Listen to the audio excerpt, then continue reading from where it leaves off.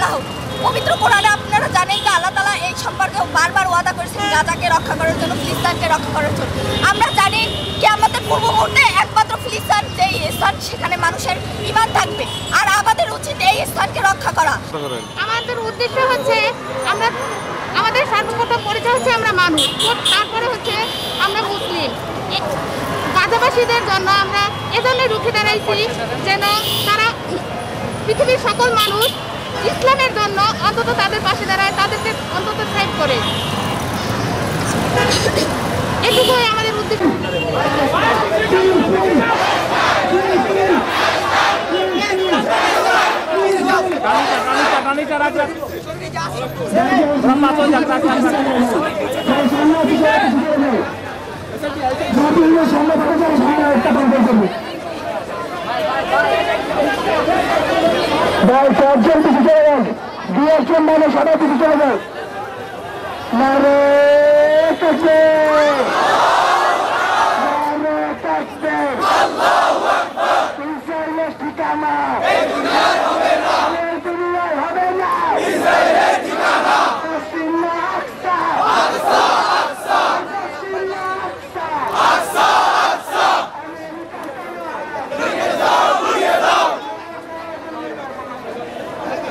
আমরা এখানে আজকে সমবেত হয়েছি। আমাদের মূল উদ্দেশ্য হলো বিশ্বব্যাপী সবাই দেখছে যে ফিলিস্তিনের উপর নির্মমভাবে অত্যাচার করা হচ্ছে, তাদেরকে নির্মমভাবে হত্যা করা হচ্ছে। গতকালকে আমরা দেখেছি গাজার মধ্যে ক্ষতিকর গ্যাস নিক্ষেপ করা হয়েছে, যার কারণে সেখানকার সকল মুসলিম যারা আছে তারা সকলে নিহত হয়েছে শ্বাসকষ্টে। কারণ ফ্লোরিন গ্যাস যদি একটা মানুষের দেহে যায়, সে ভালোমতো শ্বাস প্রশ্বাস নিতে পারে না, যার কারণে সেখানকার অনেক মানুষ গতকালকে নিশ্চিহ্ন হয়ে গিয়েছে।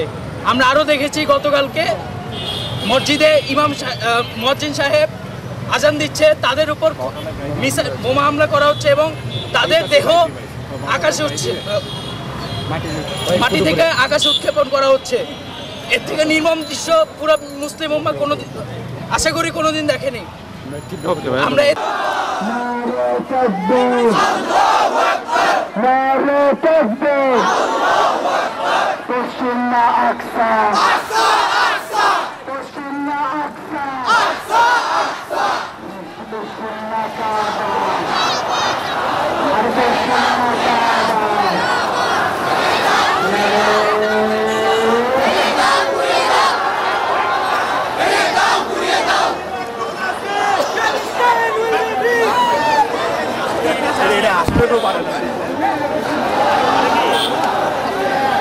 আমরা আসলে গত কয়েকদিন ধরে দেখতেছি গাজার যে সিচুয়েশন, আমরা সব মিলে চাচ্ছিলাম যে আমরা এগুলোর প্রতি প্রতিবাদ করব এবং প্রতিবাদ করার জন্য এখনো কাউকে আমরা নামতে দেখিনি ভালো মতো।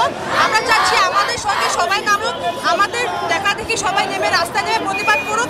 আমরা গাজার জন্য দাঁড়িয়ে প্রতিবাদ করে ওদের ইনসাফ দিতে চাই। আমরা চাই যে ওদেরকে ফ্রি ফিলিস্তিন করা হোক।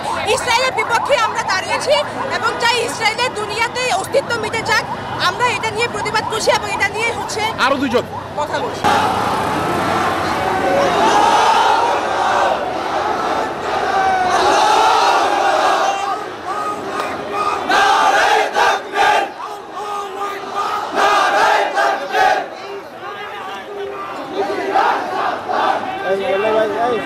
Hey,